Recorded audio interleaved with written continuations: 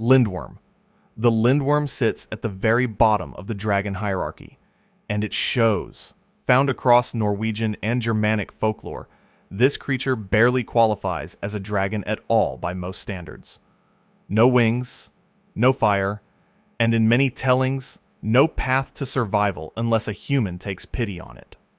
It is essentially a massive cursed serpent with arms, the kind of dragon that exists not to terrorize kingdoms, but to haunt forest roads and bring omens of famine and disease. The most famous account is the Norwegian fairy tale known as Prince Lindworm, in which the creature is revealed to be a prince cursed before birth, doomed to wear the body of a pale, writhing serpent until a bride is brave enough to perform a ritual of shedding, stripping away its skin layer by layer using lye, milk, and raw physical courage. It cannot be beaten with a sword. It has to be unraveled. That distinction matters because it places the Lindworm at the most mortal end of the spectrum, a dragon that can be broken, transformed, even pitied. What makes it genuinely unsettling is the implication threaded through every version of the story. The monster was once a person, and somewhere underneath all that pale, writhing scale, it still is. Wyvern. Step up from the Lindworm, and you reach the Wyvern, the version of the dragon that medieval Europe turned into a symbol of war, plague, and noble power all at once. 2 legs, 2 wings, a barbed tail, technically distinct in strict heraldic tradition from the 4-limbed true dragon, though the distinction was frequently ignored by anyone who actually had to fight one. Wyverns dominated the coats of arms of kingdoms and military banners across England, Wales, and France, used to project exactly the kind of violent, unstoppable menace that nobility wanted associated with their name. In the medieval bestiaries that catalogued the natural world alongside the supernatural, the wyvern was linked directly to the devil and to pestilence, its venom described as capable of corrupting the land around it. The Welsh dragon, Y. Gach, the red dragon that still flies on Wales's national flag today, is technically closer to a wyvern than to a classical 4-limbed dragon, and its mythology is ancient. Geoffrey of Monmouth wrote of it in his Historia Regum Britannia around 1136 AD, describing a red dragon battling a white one as prophecy for the Britons defeating the Saxons. The wyvern doesn't speak, doesn't scheme, doesn't hoard treasure out of greed or philosophy. It is a very large, very dangerous animal, wearing the aesthetics of apocalypse, and that was more than enough for the people who needed something fearsome enough to put on a battle flag. Ryu. Here is where the tier list makes its first major cultural turn, because the Japanese Ryu is not a monster. It has never been a monster. Serpentine, wingless, flying through sheer divine force rather than anything as crude as feathers or membrane. The Ryu is a sacred being that mortals petition rather than hunt, a ruler of water in every form, rivers, rain, tides, and the storms that flatten coastlines. It lives in an underwater palace called Ryugujo, a place of impossible wealth, where time moves differently than it does on the surface, which is exactly what Urashima Taro discovers when he visits and returns to find centuries have passed above the waves. The most powerful of them, Ryujin, the Dragon King of the Sea, possesses 2 magical tide jewels called the Kainju and Manju, capable of controlling the ocean's behavior entirely, flood or calm at will. Unlike every dragon below it on this list, the Ryu does not hoard treasure out of greed. It is the treasure.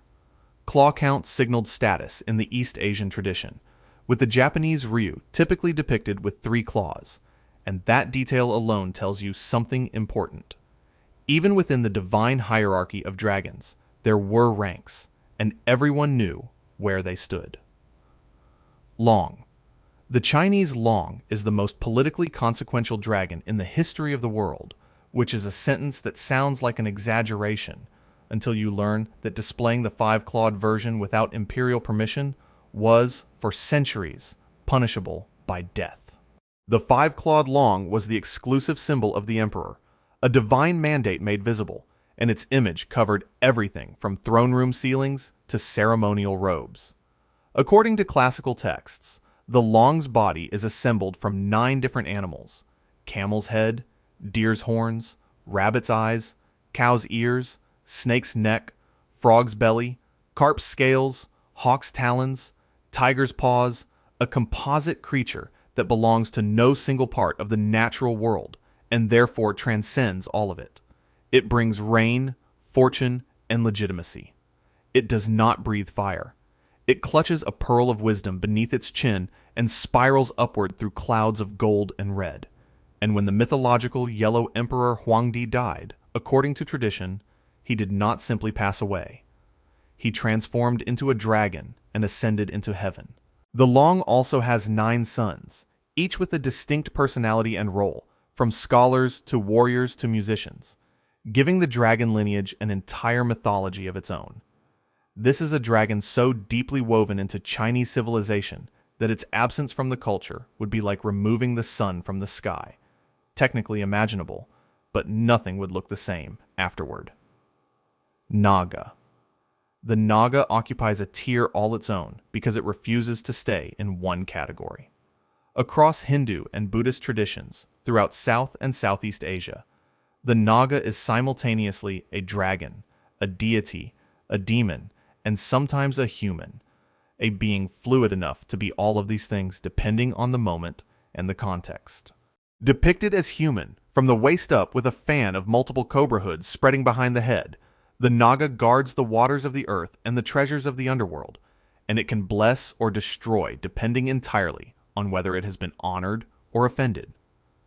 In Buddhist tradition, the great Naga Mukalinda sheltered the Buddha during a fierce storm, coiling around him and spreading his hood overhead like a living umbrella, an image that appears in temples across Southeast Asia. In Hindu cosmology, the Naga Vasuki served as the rope in the churning of the cosmic ocean, the Samudra Manthan wrapped around Mount Mandara, while gods and demons pulled from either side to churn up the nectar of immortality. The temples at Angkor Wat feature Naga balustrades, multi-headed serpent railings lining the causeways, because the Naga is a divine protector of sacred space, and that tradition of active reverence continues today across Thailand, Cambodia, India, and Sri Lanka. No other dragon type on this list is still being actively worshipped. That alone separates the Naga from everything below it. Fafnir. Fafnir is the dragon that proves the most terrifying transformation is not physical, it is moral. Originally a dwarf or man, depending on the source, Fafnir murdered his own father Hreidmar for a hoard of cursed gold, and then, under the weight of that greed and the curse attached to the treasure, slowly transformed into a dragon. Not struck by lightning, not bitten, not cursed by a wizard, he simply wanted the gold so badly, for so long, that his body eventually agreed with his soul and became something monstrous. He settled onto the Nidaheath, breathing venom into the earth so that nothing grew for miles in any direction, and lay there on his hoard in the Volsunga Saga, a text composed in 13th century Iceland, but drawing on oral traditions far older.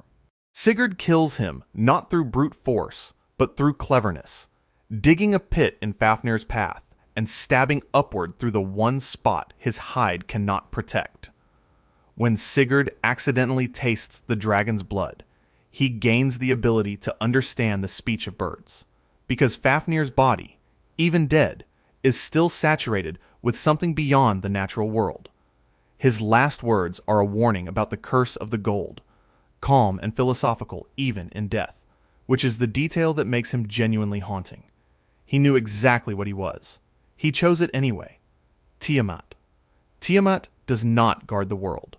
She is the world, or rather she was, before the god Marduk killed her and built reality from her body. The Babylonian creation epic known as the Enuma Elish, discovered in the ruins of the library of Ashurbanipal at Nineveh and dating to at least 1100 BCE in written form, describes Tiamat as the primordial saltwater ocean, given form. A dragon goddess of such incomprehensible scale that her death is not a tragedy or a victory. It is simply the mechanism by which existence begins. Marduk defeats her using a net, the four winds, and a spear, then splits her body in half. One half becomes the sky, the other becomes the earth. Every mountain is a piece of her. Every sea is a remnant of what she was. Her blood mixed with clay to create human beings, which means that in this tradition, humanity is not separate from the dragon. We are made of it. Before her death, she creates an army of 11 monsters, the first demons, the first chaos creatures, because she is not evil in the way later mythology frames its villains.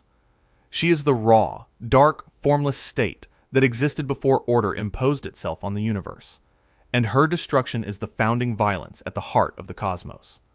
No dragon on this list, or any other list, operates at that scale. Fafnir transformed a landscape. Tiamat became the sky. If you want to see more, click the video on screen now.